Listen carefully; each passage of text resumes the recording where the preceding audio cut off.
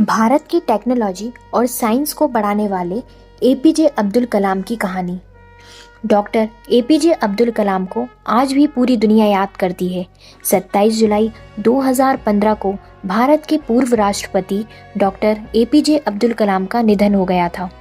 उन्हें पूरी दुनिया राष्ट्रपति से ज़्यादा टेक्नोलॉजी और साइंस के लिए याद करती है। उन्होंने भारत के साइंस और टेक्नोलॉजी को एक नया रास्ता दिखाया है, नई दिशा दिखाई, विज्ञान और टेक्नोलॉजी को विकास का मंत्र बताया है। आज मैं आपको डॉक्टर एपीजे अब्दुल कलाम की जीवनी बताने वाली हूँ। डॉक्टर एपीजे अब्दुल कलाम का जन्म एक साधारण मछुआरे के परिवार में हुआ था। पेपर बेचकर पढ़ाई की, मेहनत करने से कभी नहीं डरे, ईमानदारी से कभी नहीं हटे। उनका घर समुद्र के करीब था और उनकी इच्छाएं आकाश से आगे थी।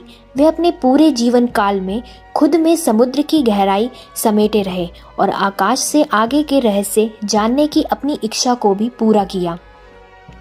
उनका जीवन खुद में ही एक पाठशाला है। जिसने भी उनका अनुकरण किया वह सफल हो गया। भारत के सुदूर दक्षिणी छोर से लेकर शानदार रायसीना हिल्स राष्ट्रपति भवन का सफर बेहद शान से तय किया। यहाँ हम बात कर रहे हैं पूर्व राष्ट्रपति स्वर्गीय डॉक्टर एपीजे अब्दुल कलाम के बारे में। इस वित्त और व्यापार के मंच पर उनके बारे में आज बात करना इसलिए ज़रूरी है क्योंकि उनका जीवन हमें ईमानदारी, संयम, परिश्रम सिखाता है, जो कि इस क्षेत्र में कार्यरत या इस क्षेत्र से जुड़े लोगों के लिए बेहद ज़रूरी है। डॉक्टर कलाम के जीवन काल के इस सारांश को पढ़ते हुए इस बात को समझाना चाहेंगे कि आखिर हम उनसे प्रेरणा लेकर कैसे एक महान व्यक्ति बन सकते हैं। डॉक्टर कलाम का प्रारंभिक जीवन। अबुल पकीर जैनुलाब्दीन अब्दुल कलाम का जन्म 15 अक्टूबर 1931 को तमिलनाडु के रामेश्वरम में एक मुसलमान परिवार में हुआ। उनके पिता जैनुलाब्दीन एक नाविक थे और उनकी माता अशी अम्मा एक हाउसवाइफ थी। उनके परिवार की आर्थिक स्थिति ठीक नहीं थी, इसलिए उन्हें छोटी उम्र से ही काम करना पड़ा। अपने पिता की आर्थिक मदद के लिए बालक कलाम स्कूल के बाद समाचार पत्र वितरण का कार्य करते थे। अपने स्कूल के दिनों में कलाम पढ़ाई लिखाई में सामान्य थे, पर नई चीज सीखने के लिए हमेशा तत्पर और तैयार रहा करते थे। उनके अंदर सीखने की भूख थी और वो पढ़ाई पर घंटों ध्यान देते थे। उन्होंने अपने स्कूल की पढ़ाई रामनाथपुरम स्वार्ट्स मैट्रिकुलेशन स्कूल से पूरी की और उसके बाद तिरुचिरापल्ली के सेंट जोसेफ कॉलेज में दाखिला लिया, जहां से उन्होंने सन 1954 में भौतिक विज्ञान में ग्रेजुएशन किया। उसके बाद 1955 में वह मद्रास चले गए, जहां से उन्होंने एरोस्पेस इंजीनियरिंग की शिक्षा ग्रहण की। वर्ष 1960 में कलाम ने मद्रास इंस्टीट्यूट ऑफ टेक्नोलॉजी से इंजीनियरिंग की पढ़ाई पूरी की।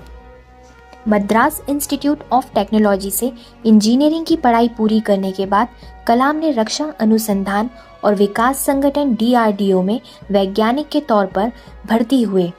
कलाम ने अपने कैरियर की शुरुआती भारतीय सेना के लिए एक छोटे हेलीकॉप्टर का डिज़ाइन बनाकर किया। DRDO में कलाम को उनके काम से संतुष्टि नहीं मिल रही थी। कलाम पंडित जवाहरलाल नेहरू द्वारा गठित Indian national committee for space research के सदस्य भी थे। इस दौरान उन्हें प्रसिद्ध अंतरिक्ष वैज्ञानिक विक्रम साराभाई के साथ कार्य करने का अवसर मिला। भारत के राष्ट्रपति। एक रक्षा वैज्ञानिक के तौर पर उनकी उपलब्धियों और प्रसिद्धि के मद्देनज़र NDA की गठबंधन सरकार ने उन्हें वर्ष 2002 में राष्ट्रपति पद का उम्मीदवार बनाया। उन्होंने अपने प्रतिद्वंदी लक्ष्मी सहगल को भारी अंतर से पराजित किया और 25 जुलाई 2002 को भारत के 11वें राष्ट्रपति के रूप में शपथ लिया। डॉक्टर कलाम देश के ऐसे तीसरे राष्ट्रपति थे जिन्हें राष्ट्रपति बनने से पहले ही भारत रत्न ने नवाजा जा चुका था। इससे पहले डॉक्टर राधाकृष्ण और डॉक्टर जाकिर हुसैन को राष्ट्रपति बनने से पहले भारत रत्न से सम्मानित किया जा चुका था। उनके कार्यकाल के दौरान उन्हें जनता का राष्ट्रपति कहा गया। अपने कार्यकाल की समाप्ति पर उन्होंने दूसरे कार्यकाल की भी इच्छा जताई, पर राजनीतिक पार्टी में से एक राय की कमी होने के कारण उन्होंने ये विचार त्याग दिया। 12वें राष्ट्रपति प्रतिभा पाटिल के कार्यकाल के समाप्ति के समय एक बार फिर उनका नाम अगले संभावित राष्ट्रपति के रूप में चर्चा में था, परंतु आम सहमति न होने के कारण उन्होंने अपनी उम्मीदवारी का विचार त्याग दिया। राष्ट्रपति पद से सेवा मुक्त होने के बाद का समय। राष्ट्रपति पद से सेवा मुक्त होने के बाद डॉक्टर कलाम शिक्षण, लेखन, मार्गदर्शन और शोध जैसे कार्यों में व्यस्त रहे और भारतीय प्रबंधन संस्थान शिलोंग, भारतीय प्रबंधन संस्थान अहमदाबाद, भारतीय प्रबंधन संस्थान इंदौर जैसे संस्थानों से विजिटिंग प्रोफेसर के तौर पर जुड़े रहे। इसके अलावा वे भारतीय विज्ञान संस्थान बेंगलुरु के fellow, Indian institute of space science and technology Thiruvananthapuram के चांसलर, अन्ना यूनिवर्सिटी चेन्नई में एरोस्पेस इंजीनियरिंग के प्रोफेसर भी रहे। डॉक्टर एपीजे अब्दुल कलाम का शिक्षा और छात्रों के प्रति लगाव। उन्होंने 1 लाख छात्रों से संवाद करने का अपना लक्ष्य बनाया। उन्होंने खास तौर पर हाई स्कूल के छात्रों से मुलाकात की। उनका उद्देश्य था इन बच्चों के मन में भारत के विकास की भावना को जगाना। 27 जुलाई 2015 को IIM शिलोंग में वे एक व्याख्यान दे रहे थे। वहां 6:30 बजे गंभीर दिल का दौरा पड़ा। उन्हें गंभीर अवस्था में हॉस्पिटल ले जाया गया, जहां उनका निधन हो गया। डॉक्टर कलाम हमेशा कहा करते थे कि वे अपने जीवन की आखिरी क्षण भी छात्रों के बीच बिताना चाहते हैं, और हुआ भी वही। वे छात्रों के बीच ही थे। वे अपने विचार छात्रों के साथ साझा कर रहे थे और उसी दौरान उन्होंने अपने प्राण त्याग दिए। डॉक्टर एपीजे अब्दुल कलाम की ये बातें हमेशा ध्यान रखें। जो लोग जिम्मेदार, सरल, ईमानदार और मेहनती हैं, उन्हें ईश्वर द्वारा विशेष सम्मान मिलता है, क्योंकि वे इस धरती पर उसकी श्रेष्ठ रचना है। देना सबसे उच्च और श्रेष्ठ गुण है, लेकिन उससे पूर्णता देने के लिए उसके साथ क्षमा भी होनी चाहिए।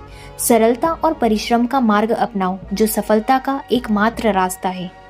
सपना देखना जरूरी है, लेकिन सपने देखकर ही उसे हासिल नहीं किया जा सकता। सबसे ज्यादा जरूरी है कि जिंदगी में खुद के लिए कोई लक्ष्य तय करना।